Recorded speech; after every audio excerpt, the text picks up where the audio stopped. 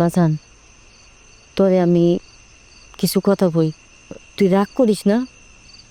তুই তো জানোস তোর বাজান বাইসা নাই, আর তুই যে ইনকাম করস ওই ইনকাম দিয়ে সংসার কোনো রকম চলে।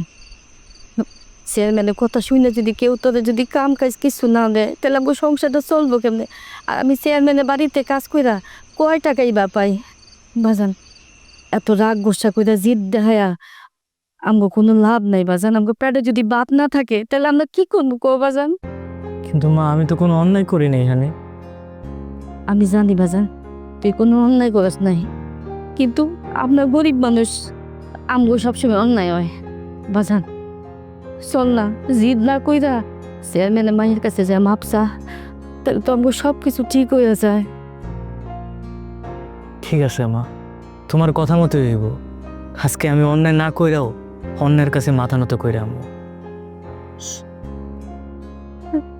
ঠিক আছে বাজান, চল তুই খায় নে, তারপর আমরা যাই জানানের বাড়িতে।